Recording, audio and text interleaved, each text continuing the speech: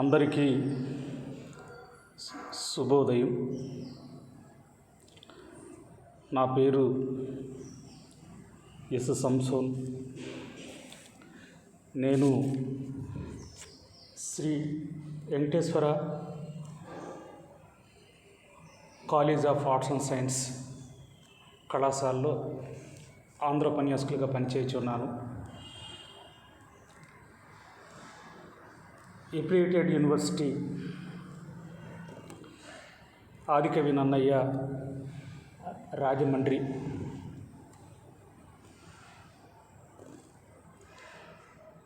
First degree విద్యార్థులకు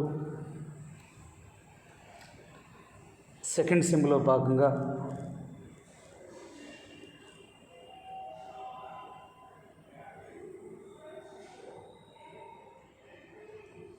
third unit నుంచి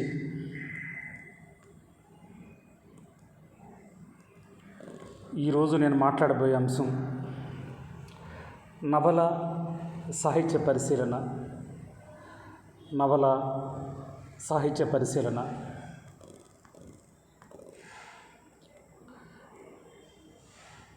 previous క్లాసుల్లో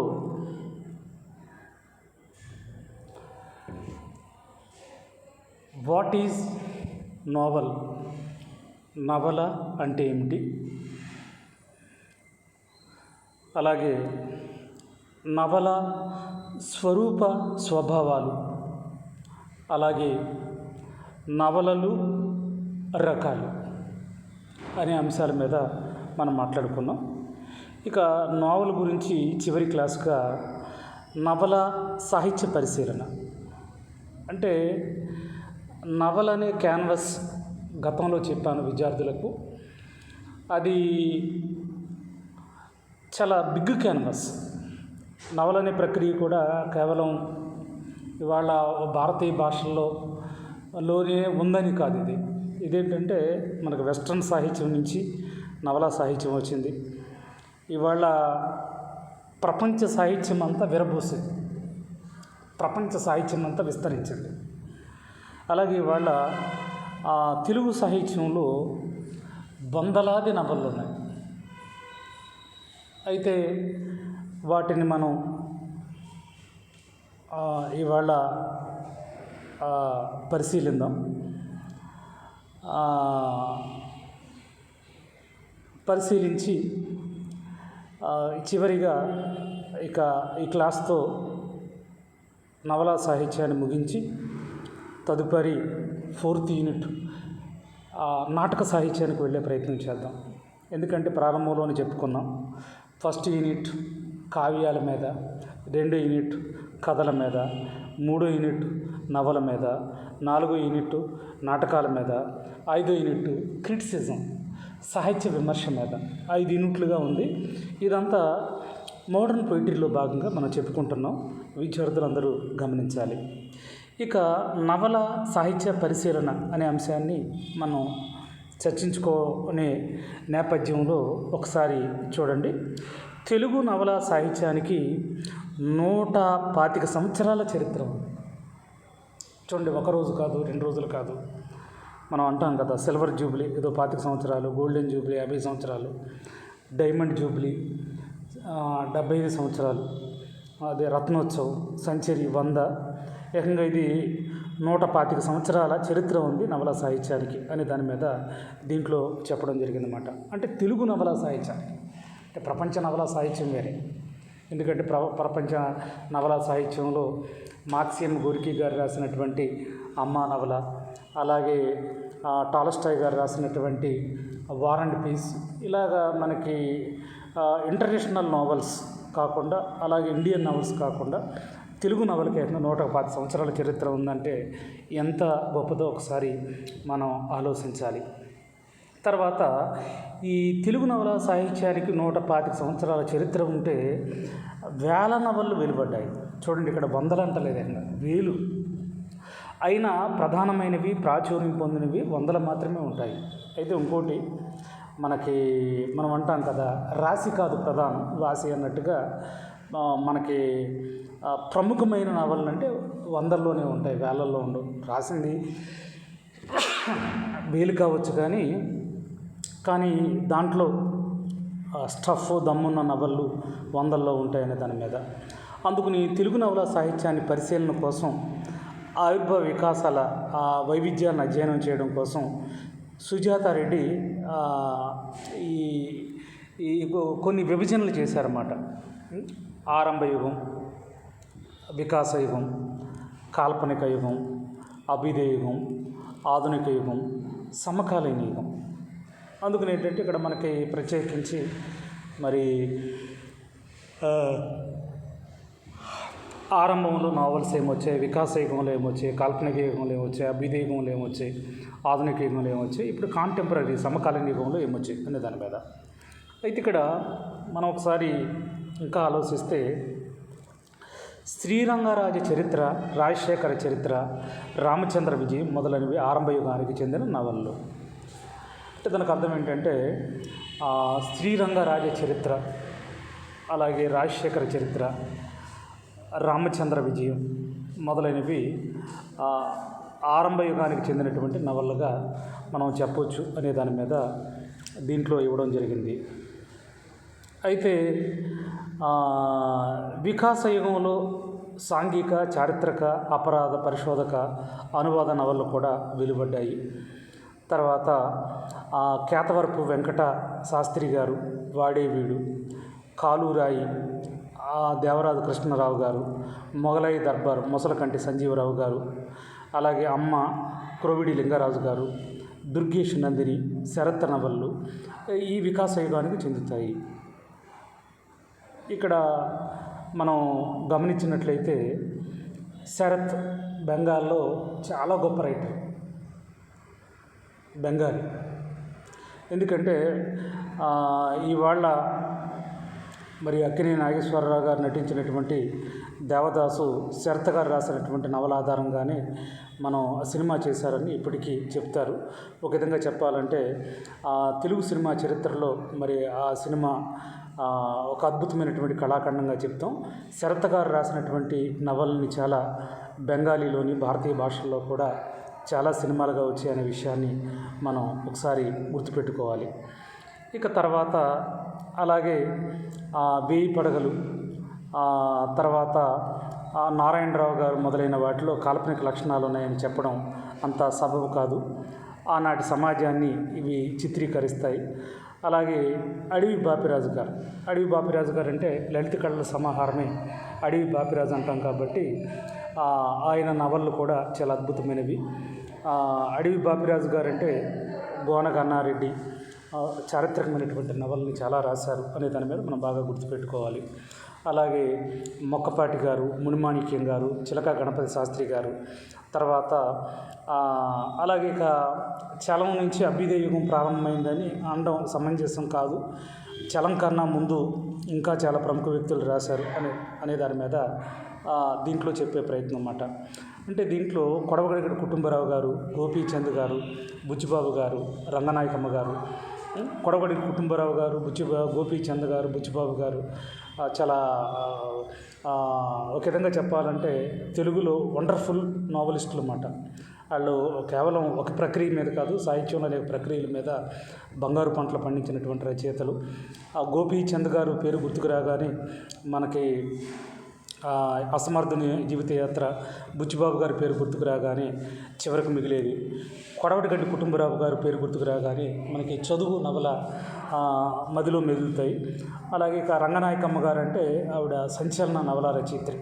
ఎందుకంటే ఎంత సంచలనమైన నవల రచయిత్రి అంటే విశ్వనాథ్ సత్యనారాయణ గారు ఆయన రామాయణ కల్పవృక్షం అని ఒక కావ్యం రాస్తే రామాయణ విశ్వవృక్షం అని ఒక నవలగా 2 వాల్యూమ్స్ రాసింది. ఇక రావి శాస్త్రి గారు, ఇక ఆయన సంచలన రచయిత. ఇట్లాగా మొదలైన వారు నవల అభ్యుదయగానికి చెందుతారు. అందుకని ఏంటంటే అభ్యుదయగానికి వచ్చినటువంటి వాళ్ళు ఎవరు ఏంటి అనే దాని మీద దీంట్లో చెప్పారన్నమాట. అంటే ఒక విధంగా చెప్పాలంటే ఇక్కడ మనకు ప్రత్యేకించి మరి ఎవరు మనకి ఇక్కడ ఎవరు ఏంటంటే ముదిగొండ సుజాతారెడ్డి గారు ఏంటంటే ఈ ఆరంభ యుగం, వికాస యుగం, కాల్పనిక యుగం, అభీద యుగం, ఆధునిక యుగం, సమకాలీన యుగం అన్నారు కాబట్టి మనం వరుసగా మాట్లాడుతూ వచ్చే ప్రయత్నం చేస్తున్నాం. ఇక తర్వాత కాలంలో వచ్చినటువంటి వ్యక్తులు ఎవరంటే బరివాడ కాంతారావు గారు, మాదిరెడ్డి సులోచన, వాసిరెడ్డి సీతాదేవి, తర్వాత అలాగే నవీన్, శీలా వీర్రాజు, తర్వాత పాలభూమి పద్మరాజు గారు అంటే ఇక మామూలుగా చెప్పక్కర్లేదు. ఎందువల్లంటే ప్రపంచ కథల పోటీలు పెడితే ఆయన గాలివానని కథలు రాశారు. ఆయనకి ఇంకా ప్రపంచ కథానిక పోటీల్లో ఆయనకి ద్వితీయ బహుమతి వచ్చింది, అంటే ఇంటర్నేషనల్ స్టోరీ. అలాగే పాలభూమి పద్మరాజు గారు చాలా నవలు రాశారు, ఇక్కడ ఇవ్వలేదు కానీ ఆయన రాసినటువంటి నవల్లో బతికిన కాలేజీ ఇట్లాగా చాలా అద్భుతమైనటువంటి నవలు రాసినటువంటి. అలాగే మనకి బీనాదేవి, అలాగే కొమ్మూరి వేణుగోపాలరావు గారు, అలాగే డాక్టర్ రావూరి భరద్వాజ అంటే మనకి తెలుగులో ముగ్గురికి జ్ఞానపీఠ అవార్డు వచ్చింది. మొట్టమొదటిసారిగా విశ్వనాథ సత్యనారాయణ గారికి రామాయణ కల్పవృక్షం, రెండవది డాక్టర్ నారాయణ రెడ్డి గారికి విశ్వంబర, మూడవది డాక్టర్ రావూరి భరద్వాజ గారు రాసినటువంటి నవల పాకుడు రాళ్ళు. అంటే దానికి అర్థం ఏంటంటే పాకుడు రాళ్ళు అని ఎందుకు పెట్టారంటే సినిమా వాళ్ళ జీవితాల మీద రాశారు అంటారు ఈ నవల్ని, అత్యద్భుతమని. ఎందుకంటే సినిమా అనేది చాలా ఆకర్షణీయమైందని, ఆ రంగానికి వెళ్ళే వాళ్ళ జీవితాలు, బతుకు చిత్రణ ఎలా ఉంటుందో ఆయన కన్నీటి వెదలాగా అద్భుతంగా రాశారు. అది ఆయనకు మూడోసారి పాకుడు రాళ్ళు అనే నవల ఆయనకి జ్ఞానపీఠ అవార్డు తీసుకొచ్చింది. చూడండి, నవలకు జ్ఞానపీఠ అవార్డు. సాధారణంగా ఏంటంటే మన తెలుగులోని మొదటి 2 సార్లు కూడా కావ్యాలకే వచ్చింది, రావూరి భరద్వాజ గారికి మాత్రకి నవలకే వచ్చింది. అది ఎందుకంటే ఇక్కడ సముచితం, ఎందుకంటే మన నవల గురించి చెప్పుకుంటున్నాం కాబట్టి.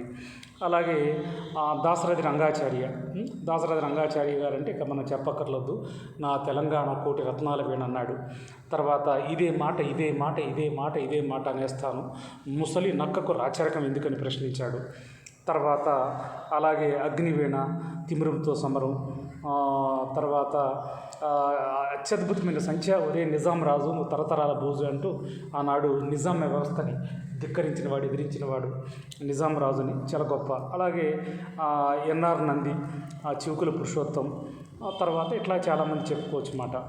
అలాగే ఇక కాంటెంపరీ ఇప్పుడు ఉన్నటువంటి రచయితలు తీసుకుంటే అల్లం రాజయ్య, తెలంగాణ నవలా రచయిత, కథా రచయిత, ఈయనకి మంచి పేరు ఉంది. అలాగే వాల్గా అంటే ఇక ఆవిడ ఆకాశంలో నవలని ఫెమినిజం మీద అద్భుతమైనటువంటి నవలు రాశారు, ఆవిడ కూడా సంచలన రచయిత్రి. అలాగే స్వామి గారు, భూషణం గారు, కేశవరెడ్డి గారు, చండీదాస్ గారు, కేఎన్వై పతంజలి గారు, ఇట్లాగా చాలామంది ప్రముఖులను చెప్పుకునే ప్రయత్నం చేయొచ్చు అన్నమాట. అయితే ఇక్కడ మరి ఒక విధంగా చెప్పాలంటే ఇవాళ అప్పట్లో ఎద్దనపూడి సులోచనారాణి, కోడూరు కౌసల్యదేవి నవలు విపరీతంగా అమ్ముడిపోయాయి. అంటే ఒక విధంగా చెప్పాలంటే మరి మనం గతంలో కూడా చెప్పుకున్నాం అన్నమాట. ఒక విధంగా చెప్పాలంటే అప్పుడు పుస్తక పాఠకులు, ఒక మంచి పుస్తకం 100 మంది స్నేహితులతో సమానం అన్నట్టుగా ఒక తరం వాళ్ళు పుస్తకాలు విపరీతంగా చదివేవారు అన్నమాట. దాని మాటలతో చెప్పలేం, గంటలు, రోజులు, నెలలు చక్కగా పుస్తకాలు పఠనం చేసేవారు. కానీ వాళ్ళ దురదృష్టం ఏంటంటే ఈ ఎలక్ట్రానిక్ మీడియా వచ్చిన తర్వాత ప్రింట్ మీడియా చూడండి, అప్పుడు విపరీతంగా నవలు అమ్ముడిపోయేవి, కొని చదివేవారు. ఇవాళ మనం ఒక నవల కొనిచ్చినా లేకపోతే ఫ్రీగా లైబ్రరీలో చదువుకునే అవకాశం కలిగిన వాళ్ళు ఎవరు ఆ పాఠకులు నవల సాహిత్యం చదవాలనే ఇంట్రెస్ట్ లేదు, తగ్గిపోయింది. ఒక విధంగా చెప్పాలంటే చాలా వరకు మనకి డిజిటల్ మీడియా వచ్చిన తర్వాత. అందుకని అద్దనపూడి, కోడూరు కౌసల్యాదేవి మరి స్త్రీల్లో ఒక సంచలనమైనటువంటి నవల రచయితులుగా మరి వాళ్ళు తెలుగు నవల రంగంలో వెలిగిపోయారు. తర్వాత ఏంటంటే సినిమా తరహా కథల్లో ఈ నవల వ్యాపార నవలుగా గుర్తించబడ్డాయి. ఇక తర్వాత ఒక విధంగా చెప్పాలంటే ఆయన బ్యాంకులో ఒక ఉద్యోగం చేస్తూ ఆ ఉద్యోగానికి వారు సాటిస్ఫై అవ్వకుండా తర్వాత ఏదో చేయాలి అని ఆయన అప్పటికే ఆంగ్ల సాహిత్యాన్ని అంతా చదువుకొని ఆంగ్ల సాహిత్యంలో వచ్చినటువంటి నవలని మనం ఇంకెలా కొత్తగా రాయొచ్చు అనే దాని మీద ఒక విధంగా చెప్పాలంటే ఇప్పుడు పర్సనల్ డెవలప్మెంట్ కోర్సులు చెప్తున్నారు. ఆయన పేరు యండమూరి వీరేంద్రనాథ్ గారు. ఆయన రాసినటువంటి తులసీదళం ఒక విధంగా చెప్పాలంటే నవలా ప్రపంచాన్ని షేర్ చేసింది. అంటే అది ఒక సామాజిక నవల, బీదే నవల, లేకపోతే సమాజాన్ని ఉద్ధరించే నవల అంటే కాదు, కానీ హర్రర్ నవల అని ఏదో చెప్తారు. కాస్మోర్ అని ఒక సినిమా కూడా చేశారు దాని మీద. ఎందుకంటే అది కొత్తగా రాసేటప్పుడు జనాల్లో అది మంచి కిక్ ఇచ్చింది. అది మనకి లక్షల వ్యాపారం చేసింది అంటారు అప్పట్లోనే. అలాగే మల్లాది వెంకటకృష్ణమూర్తి గారు క్లిక్ క్లిక్ క్లిక్ వంటి నవళ్ళు, చందు సోనబాబు నవళ్ళు అన్నీ వ్యాపార నవల్లే. వ్యాపార నవల్ అంటే కమర్షియల్ నవల్ అన్నమాట. తర్వాత అలాగే మరి ఆహ్లాద రచయిత ఎండమూరి వీరేంద్ర రాసినటువంటి కొన్ని నవల్లో సాంఘిక సమస్యలు ఉన్నాయి. చదివింపచేసే గుణం ఎండమూరిలో గొప్పగా ఉంది. అంటే దానికి అర్థం ఏంటంటే, ఒక విధంగా చెప్పాలంటే ఎండమూరి గారి యొక్క స్టైల్, శైలి చాలా అద్భుతంగా ఉంటుందంటారు అన్నమాట క్రిటిక్స్. ఎందువల్లంటే దాంట్లో విషయం ఉందా లేదని కాకుండా ఆ నవలలు చదవడానికి ప్రారంభిస్తే ఎండింగ్ వరకు పాఠకుడిని సమ్మోహనంగా ఆయన ముందుకు తీసుకెళ్ళే శక్తి ఎండమూరి గారికి అపారంగా ఉంది అంటారన్నమాట. ఎందుకంటే వెన్నెల్లు ఆడపిల్ల ఎక్కడో చెప్తారు, ఊరు పూజాపీఠంలా ఉంది, ఊరు మొదట్లో వేప చెట్టు వేదం చదువుతున్నట్టుంది, ఊరు చుట్టూ తిరిగిన పిల్లకాలం అమ్మాయి నడుము చుట్టూ తిరిగిన పరికిణీలా ఉందంటూ చక్కగా ఆయన చెప్పే ప్రయత్నం చేస్తారన్నమాట. అందుకని ఎండమూరి గారి యొక్క స్టైలు, శైలి చాలా విభిన్నంగా గొప్పగా ఉంటుంది. తర్వాత అలాగే మరి కందుకూరి వీరేశలింగం పంతులు గారు రాజశేఖర చరిత్ర అనే నవల తొలి నవలగా పేర్కొంటున్నారు. అంటే ఒక విధంగా చెప్పాలంటే మరి మనలో ఉన్నటువంటి మూఢనమ్మకాలు, అంధవిశ్వాసాలు పోగొట్టాలనే ఉద్దేశంతో, మరి ఒక విధంగా చెప్పాలంటే మనం అంటాం కదా, కత్తి కన్నా ఖడ్గం కన్నా పదునైంది మరి కలం అంటాం. కాబట్టి మరి అత్యద్భుతంగా సమాజాన్ని ఉద్ధరణ కోసం రాసినటువంటి మహోన్నత వ్యక్తి ఎవరంటే మనకి కందుకూరి. ఒక విధంగా చెప్పాలంటే మరి భారతదేశ వేగుచుక్క ఎవరు రాజా రామ్మోహన్ రాయ్ అయితే ఆంధ్రదేశపు తొలి వేగుచుక్క వీరేశలింగం పంతులు గారని చెప్పాలి ముమ్మాటికి. ఎందుకంటే ఆయన తర్వాతే ఇంకెవరినైనా గురజాడ కావచ్చు, లేకపోతే రఘుపతి వెంకటరత్నాయుడు పంతులు కావచ్చు, చిలకమర్తి లక్ష్మీనాథ పంతులు కావచ్చు, వీళ్ళంతా. తర్వాత ఇంకోటి ఏంటంటే మనకి ప్రత్యేకించి మరి రాజశేఖర రెడ్డి మనకి రాజశేఖర చరిత్ర నవల రాసినప్పుడు మరి దాంట్లో అతనికి 3 పిల్లలు, సుబ్రహ్మణ్యం, రుక్మిణి, సీత. ఆపదలో ఉన్న రామరాజుని రాజశేఖర రెడ్డి ఆదరిస్తే రామరాజు శేఖర్ని తర్వాత కాపాడుతాడు. రుక్మిణి తన విద్యా వివేకాలతో కష్టాలు ఎదుర్కొన్న భర్తతో కాపురం చేస్తుంది. రాజశేఖర చరిత్రలోని సామాజిక చైతన్యాన్ని వివరిస్తూ సంజీవమ్మ ఇలా విశ్లేషించారు. తర్వాత కథలో సందర్భానుసారంగా ఎన్నో మూఢ విశ్వాసాలు వివరించి విమర్శిస్తాడు.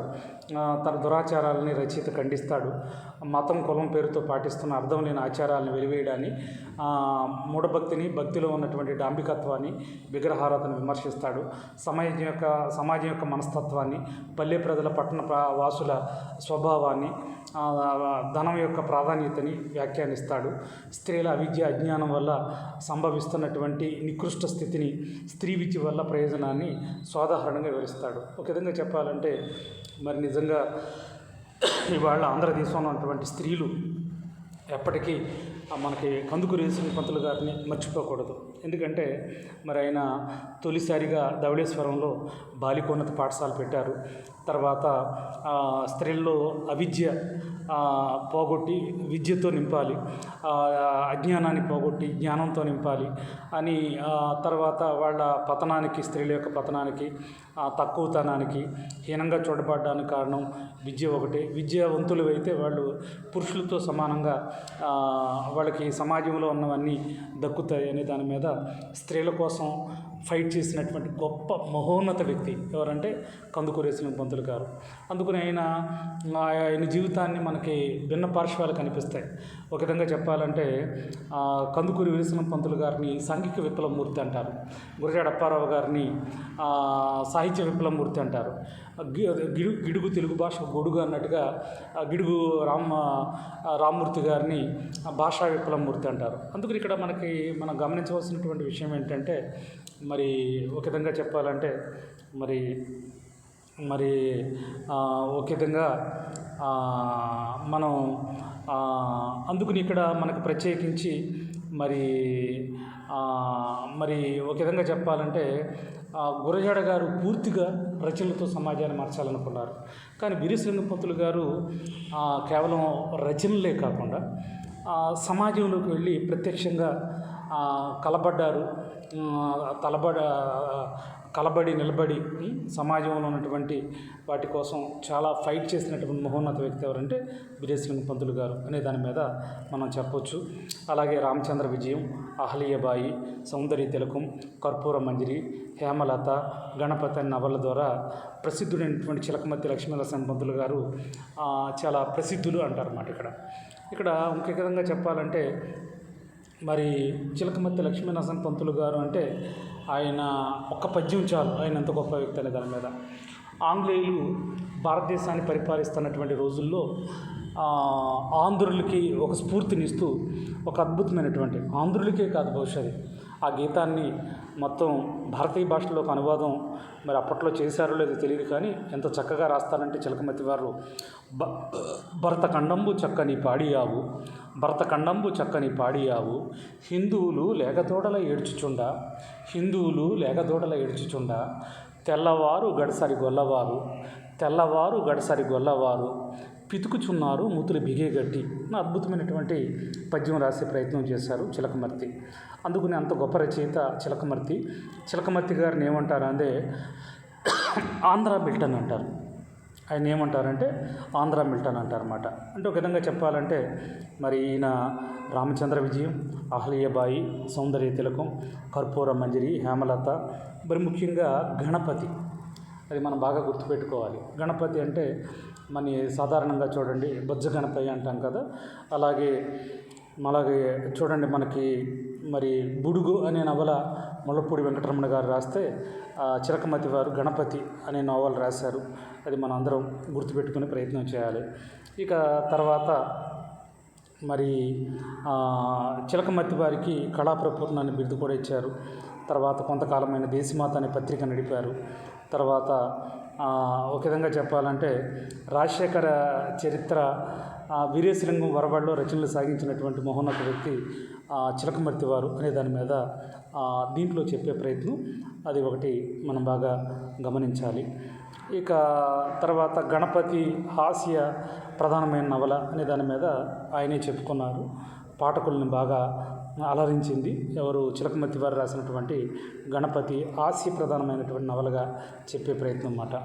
ఇక తర్వాత మరి ఒక విధంగా చెప్పాలంటే నవళ్ళు రకాలు అనుకున్నప్పుడు దాంట్లో చెప్పాం కదా, తాత్విక నవళ్ళు, వైజ్ఞానిక నవళ్ళు, మనోవైజ్ఞానిక నవళ్ళు, రాజకీయ నవళ్ళు, సామాజిక నవళ్ళు, హాస్య నవళ్ళు, ఇట్లాగా మనకి చాలా రకాలు ఉన్నాయనే దాని మీద మనం బాగా గుర్తుపెట్టుకోవాలి. ఇక తర్వాత మొదటి నుంచి కృషి చేసినటువంటి మహీధర రామ్మోహన్ రావు గారు నవలా సాహిత్యంలో ఒక అద్భుతమైనటువంటి నవల రాశారు అప్పట్లో. దాని పేరు ఏంటంటే కొల్లాయి గట్టితేనే. ఒక విధంగా చెప్పాలంటే మరి ఆంగ్లేయులు భారతదేశాన్ని పరిపాలిస్తున్న రోజుల్లో విదేశీ వస్తు వ్యామోహంతో ఉన్న వాళ్ళని ధిక్కరిస్తూ బాపూజీ మహాత్మా గాంధీ గారు విదేశీ వస్తువుల్ని వీధుల్లో రాసుల కింద పోసి బహిరంగంగా తగలబెట్టేవారు. మన వస్త్రాల్ని మనమే నేసుకోవాలని రాట్నం మీద కొల్లాయి గుడ్డ కడితేనేమి అనే దాని మీద ఈయన రాశారన్నమాట. అందుకని ఇంకా మనం మరి ఈ నవలా సాహిత్యాన్ని ఓసారి పర్యవేక్షణ చేస్తే వీక్షిస్తే ఇక మనకి ఆర్ఎస్ సుదర్శన్ గారు కూడా అత్యద్భుతమైనటువంటి నవలు రాశారు అనే దాని మీద మనం బాగా గుర్తుపెట్టుకోవాలి. ఇక తర్వాత ఒక విధంగా చెప్పాలంటే మరి తెలుగు సాహిత్యంలో తొలిసారిగా జ్ఞానపీఠ అవార్డు అందుకున్నటువంటి కవి ఎవరన్నప్పుడు విశ్వనాథ సత్యనారాయణ. విశ్వనాథ ఆయన చేపట్టిన ప్రక్రియ లేదన్నమాట. ఆయన కావ్యాలు రాశారు, శతకాలు రాశారు, కథలు రాశారు, వ్యాసాలు రాశారు, తర్వాత గేయ కవిత్వం రాశారు. ఒకటే అని కాదు, ఒక విధంగా చెప్పాలంటే 1000 ఎకరాలు సాగు చేసినటువంటి కవి సామ్రాట్ విశ్వనాథ్ అంటారు. వారు అద్భుతమైనటువంటి నవలు కూడా రాశారు. ఆయన ఒక విధంగా చెప్పాలంటే మరి 1000 పడగలు మరి ఆయన రాసినటువంటి నవల్ని దూరదర్శన్లో ఆయన డాక్యుమెంటరీ చేసి ధారావాహికగా ప్రసారం చేసినటువంటి సందర్భాలు ఉన్నాయన్నమాట. ఇప్పుడు కూడా 1000 పడగలు అనే నవల పేరు చెప్పగానే ఆంధ్రులు ఒళ్ళు పులకరిస్తుంది. మరి అత్యద్భుతమైనటువంటి భారతీయ సనాతన ధర్మాన్ని చెప్పారు అనే దాని మీద చెప్తారు. ఆ 1000 పడగలకి ఏకంగా కేంద్ర సాహిత్య అకాడమీ అవార్డు వచ్చింది. ఎవరికంటే విశ్వనాథ సత్యనారాయణ గారికి. అందుకని ఏంటంటే అంత గొప్ప నవల 1000 పడగలు. తర్వాత 1000 పడగలకు ప్రత్యేకత ఇంకోటి కూడా ఉంది. మనకి పివి నరసింహారావు గారు ఉన్నారు. ఆయన మరి బహుముఖ ప్రజ్ఞాశాలి. ఆయనకి మధ్య ట్రాన్స్లేటర్ లేకుండా 11 భాషలని అనర్గళంగా మాట్లాడేవారని చెప్తారు. ఒక విధంగా చెప్పాలంటే మరి రాజీవ్ గాంధీ చనిపోయిన తర్వాత భారతదేశానికి ఆపద్ధర్మ ప్రధానిగా అత్యద్భుతంగా పరిపాలించి అప్రచాణిక్యుడిగా పేరుగాంచినటువంటి గొప్ప వ్యక్తి ఎవరంటే పివి నరసింహారావు గారు. మరి విశ్వనాథ్ వారు రాసినటువంటి 1000 పడగల నవలని ఈయన సహస్రపణ్ అనే పేరుతో మరి ఈయన తెలుగులోనికి అనువదించే ప్రయత్నం చేశారు. ఎవరు 1000 పడగల నవల్ని క్షమించాలి 1000 పడగల నవల్ని పివి నరసింహారావు గారు హిందీ భాషలో సహస్రపణ్ అనే పేరుతో అనువాదం చేశారు. అంటే తెలుగు అంటే ఓన్లీ ప్రాంతీయ భాష, హిందీ అనేది నేషనల్ లాంగ్వేజ్ కాబట్టి మా నవల యొక్క ప్రత్యేకత భారతీయులు గమనించాలన్న ఉద్దేశంతో అత్యద్భుతమైనటువంటి మరి ఆయన ట్రాన్స్లేషన్ చేసే ప్రయత్నం చేశారు. ముఖ్యంగా చెప్పాలంటే ఆయన్ని చాలా అభినందించాలి. ఇక తర్వాత విశ్వనాథ్ వారు రాసినటువంటి ఇక ఒక నవలేని ఇంకేమన్నా ఉన్నాయంటే చాలా ఉన్నాయి. చలంగారు మైదానం రాస్తే నీ మైదానానికి నేను అడ్డుకట్టేస్తానంటూ చెల్లెలి కట్ట అనే నవల రాశారు. అలాగే ఏకవీర అద్భుతమైనటువంటి నవల. ఆ ఏకవీరని సినిమా చేశారు. దానికి కథ, మాటలు, పాటలు, డైలాగ్స్ అన్నీ నారాయణ రెడ్డి గారి సమకూర్చారని అంటారు. అందుకని ఏకవీర నవల. ఇలాగా ఒక విధంగా చెప్పాలంటే చాలా నవలు రాసినటువంటి వ్యక్తిగా మనం విశ్వనాథ సత్యనారాయణ గారిని చెప్పుకోవచ్చు. ఎందుకంటే ఆయన నవల్లో ఉత్తమ కవిత్వం, ఔచిత్యం, మనస్తత్వ చిత్రణ, శాస్త్ర పరిజ్ఞానం, తాత్విక దృష్టి ధ్వనిస్తాయి. తర్వాత అలాగే ఏకవీర నవల్లో విశ్వనాథ వివాహ వ్యవస్థను సమర్థించలేదు, వైయక్తిక ధర్మమైనటువంటి వలపును సమర్థించలేదు, రెండింటికి అతీతమైనటువంటి సమన్వయాన్ని ప్రతిపాదించారు. అదే హైందవ సాంప్రదాయం యొక్క మూలసూత్రంగా సూచించారు అనే దాని మీద ఏకవీర కావ్యమైన నవల్ని ఇది ఆర్ఎస్ సుదర్శన్ గారు ఆయన విశ్లేషణ చేసినప్పుడు దాన్ని అత్యద్భుతంగా ఆయన రివ్యూ చేసే ప్రయత్నం చేశారు. ఆ పుస్తకం పేరేంటంటే సాహిత్యంలో దృక్పథాలు అనే ఒక పుస్తకంలో అన్నమాట. ఇక మరి ఒక విశ్వనాథ గారు రాసినటువంటి నవలు ఇంకేముంటాయి అన్నప్పుడు చెల్లెలి కట్ట, స్వర్గానికి నిచ్చెనలు, తర్వాత ఆయనకి మంచి పేరు తెచ్చినటువంటివి. తర్వాత మరి చెల్లెలి కట్ట ఎవరు చలంగారు మైదానం రాస్తే నీ నవలకి నేను అడ్డుకట్టేస్తానంటూ చెల్లెలి కట్ట అని నవలు రాశారు. తర్వాత భారతీయ సనాతన ధర్మాన్ని గొప్పగా ఈ ప్రపంచానికి చెప్పాలన్నటువంటి మహోన్నత వ్యక్తి విశ్వనాథ గారు అనే దాని మీద మనం బాగా గుర్తుపెట్టుకోవాలి. తర్వాత అలాగే మొక్కపాటి నరసింహశాస్త్రి బారిస్టర్ పార్వతీశం ఆసియా నవల తెలుగులో శ్రేష్టమైనటువంటి నవలగా చెప్పుకోవచ్చు. అంటే ఒక విధంగా చెప్పాలంటే మరి వాళ్ళ మొక్కపాటి నరసింహశాస్త్రి గారు బారిస్టర్ పార్వతీశం ఆసియా నవల తెలుగులో శ్రేష్టమైన నవల అంటారు. ఎందువల్లంటే మరి ఒక విధంగా చెప్పాలంటే 10th క్లాస్ పిల్లలకి నాంటీలుగా పెట్టినప్పుడు పిల్లల్ని చాలా పులకరింపచేసింది, ఆలోచింపచేసింది. తర్వాత ఆ నవల చదవాలని కుతూహలాన్ని రేకెత్తించింది. గొప్ప ఆసియా నవలగా చెప్తారు బారిస్టర్ పార్వతీశం. బారిస్టర్ అంటే తెలుసు కదా, ఒక లాయర్. దాని మీద చక్కగా రాశారు. శ్రేష్టమైన నవల, చాలా కాలం నాంటీలుగా ఉండేది. ఇక తర్వాత ఏంటంటే ఇక మనకి మొక్కపాటి వారి తొలి నవల బారిస్టర్ పార్వతీశం మొదటి భాగాన్ని 1924లో ప్రచురించారు. అనేక పాఠకుల్ని బాగా ఆకర్షించింది అనే దాని మీద. ఇక తర్వాత మరి ఒక విధంగా చెప్పాలంటే మరి ఇంకా మనం నవల గురించి ముందుకు వెళితే చాలామంది మరి అత్యద్భుతంగా మరి నోవెల్స్ రాసే ప్రయత్నం చేశారు. దాన్ని మాటలతో చెప్పలేం. తర్వాత చలంగారు స్త్రీని కేంద్ర బిందువుగా చేసుకుని అత్యద్భుతమైనటువంటి సాహిత్యాన్ని అందించారు. ఒక విధంగా చెప్పాలంటే మరి వాళ్ళ చలం గారు పేరు చెప్పకుండా స్త్రీవాదాన్ని మనం చర్చించలేం. చలం గారి పేరు చెప్పకుండా స్త్రీవాదం లేదు. ఒక విధంగా చెప్పాలంటే స్త్రీవాదం అంటే స్త్రీల కోసం సృష్టించే సాహిత్యమే స్త్రీవాదం అంటారు. అంటే ఇంగ్లీష్లో ఫెమినిజం.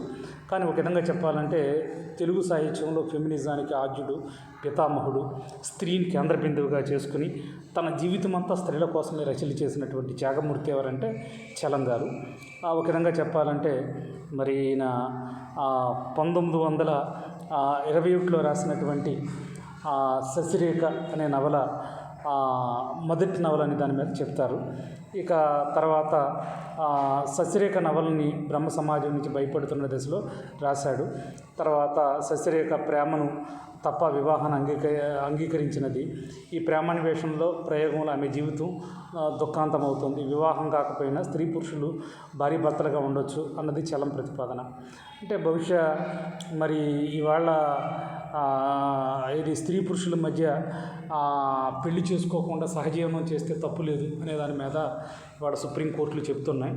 మరి అటువంటి పెళ్లి చేసుకుంటేనే భార్య భర్తలు అవుతారు, పెళ్లి చేసుకోకపోతే కాదు అనేది ఎక్కడ రూల్ లేదు.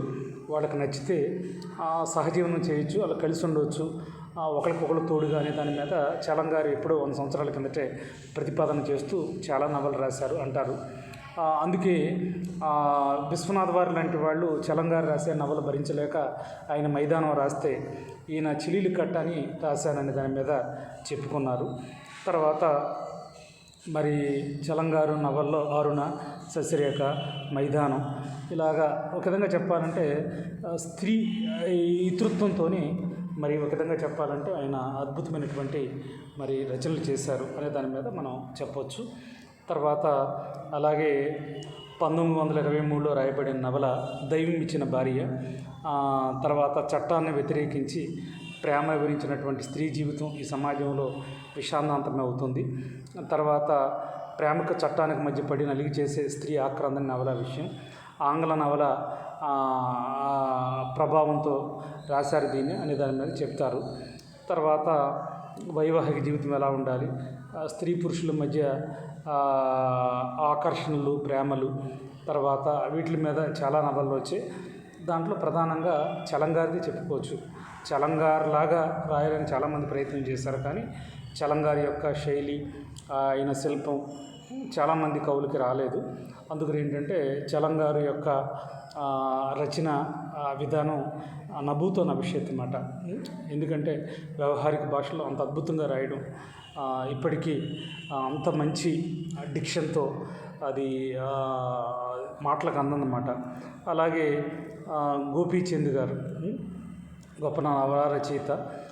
గోపీచంద్ గారు రాసినటువంటి నవల ఏంటంటే అసమర్థుని జీవిత యాత్ర చాలా గొప్ప నవలగా చెప్పే ప్రయత్నం చేస్తారు. చూడండి, ఒక విధంగా చెప్పాలంటే అసమర్థుని జీవిత యాత్రలో హేతువాదం, మెరుపులు మరకలతో అస్తిత్వవాదం నిరూపించబడింది. వీలునామా సాహిత్య విలువలు గోచరిస్తుంది. అసమర్థుని జీవిత యాత్ర తర్వాత వీలునామా అనే నవల రాశారు. తర్వాత అలాగే ఒక విధంగా చెప్పాలంటే మరి నిస్పృహ వ్యక్తి ఒంటరితనం గురించి, ఒంటరితనం నుంచి ఎలా బయటపడాలనే అంశాల మీద నుంచి చాలా అద్భుతమైనటువంటి రచనలు చేసినటువంటి గొప్ప వ్యక్తి ఎవరంటే గోపీచంద్ గారు. ఇక తర్వాత ఆధునిక నవల్లో బుచ్చిబాబు గారిది ఒక ప్రత్యేకమైనటువంటి శైలిగా చెప్పొచ్చు. తర్వాత బుచ్చిబాబు రచించినటువంటి చివరికి మిగిలే నవల చాలా ప్రముఖమైనదిగా చెప్పొచ్చు అన్నమాట. ఎందుకంటే బుచ్చిబాబు గారు చివరికి మిగిలే నవల బహుశా ఒక విధంగా చెప్పాలంటే మరి ఇందిరాగాంటి శ్రీకాంత్ శర్మ గారు ఈ మధ్య పరమపదించారు. తర్వాత ఆయన కుమారులు ఇంద్రగంటి మోహనకృష్ణ గారు అష్టాసెమ్మ లాంటి ఎన్నో అద్భుతమైన చిత్రాలు తీశారు. ఆయన గ్రహణానికి చలం గారు రాసినటువంటి కథని గ్రహణం పేరు తీసి నేషనల్ అవార్డు వచ్చింది. అలాగే ఈ మధ్యకాలంలో బుచ్చిబాబు గారు రాసినటువంటి నవల చివరికి మిగిలేది సినిమా చేయాలని ప్రయత్నం చేస్తున్నారని కూడా విన్నమాట.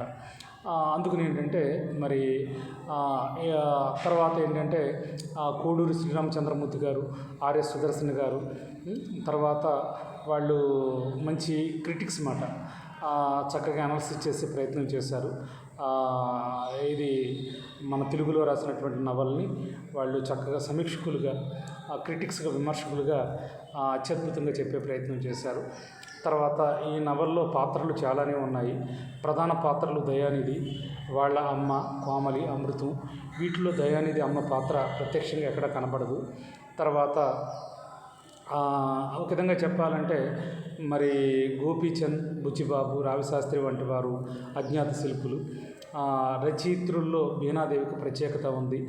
పుణ్యభూమి, కళ్ళు తెరు అనే నవల, అలాగే రంగనాయకమ్మ, తర్వాత అలాగే అంపశయ్య, తర్వాత ఇట్లాగా మనకు ప్రత్యేకించి తర్వాత ఏంటంటే సంచలనం సృష్టిస్తున్నటువంటి నవల్లో వడ్డిర చండీదాసు, హిమజ్వాల, అనుక్షణం, తర్వాత యాంత్రిక సుఖాన్ని కాదని శృంగార సిద్ధి కోసం తప్పించే భర్త చేత కామపిచాచి అనిపించుకుంటుంది. భర్తను వదిలి మరొకను ఆశ్రయించిన శృంగార రసానందం పొందిన చివరికి భర్త ఆమెను హత్య చేస్తాడు. ఈ కథా వస్తువు చలవ నవల్లో కథా వస్తువు పోలిన సమకాలీన కథగా చెప్పుకోవచ్చు. తర్వాత మరి ముఖ్యంగా మరి ఈ మధ్యకాలంలో ఒక సంచలనమైనటువంటి రచయిత ఎవరంటే కేశవరెడ్డి గారు. తర్వాత మరి కేశవరెడ్డి గారు అతడు అడవిని జయించాడు, మూగవాని పిల్లన గురోవి, తర్వాత మరి ఈ విధంగా చెప్పాలంటే సమకాలీన సాహిత్యాన్ని పరిపుష్టం చేసినటువంటి గొప్ప రచయితగా చెప్పొచ్చు అన్నమాట. కేశవరెడ్డి గారి పేరు గుర్తుకు రాగానే అతడు అడవిని జయించాడు, మూగవాని పిల్లన గురోవి అంటే నవళ్ళు అత్యద్భుతమైనటువంటి నవలుగా చెప్తారన్నమాట. తర్వాత సమకాలీన నవల్లో KNY పతంజలి, తర్వాత పద్మా చౌదరి, తర్వాత వాల్గా స్వేచ్ఛ, తర్వాత పద్మా చౌదరి గారు రాసినటువంటి 4 గోళ్ల కథల, అడవి సూర్యకుమార్ గారి తేతాగ్ని, రావులపాటి సీతారామరావు హృదయవేదం, గద్దలాడ తండాయండి స్వామి గారిది, అలాగే జలంధర్ రాసినటువంటి తమసోమ జ్యోతిర్గమయ్య, మహీధర్ రామ్మోహన్ గారు జ్వాలాతోరణం, రావులపల్లి సునీత వృత్తి, మల్లాది సుబ్బమ్మ వంశాంకురం, కేతు విశ్వనాథరెడ్డి గారు వేళ్ళు, బోధి, చిలుకూరి దేవపుత్ర అద్దంలో చందమామ, కె రామలక్ష్మి, నన్ను వెళ్ళిపోనీరా మొదలైన ఎన్నో నవళ్ళు ఇలా చెప్పుకోవచ్చు అన్నమాట. అందుకని ఏంటంటే ఒక విధంగా చెప్పాలంటే మరి మనకి తెలుగు సాహితీ లోకంలో మరి ఎన్నెన్నో అది మాటలకు అందింది.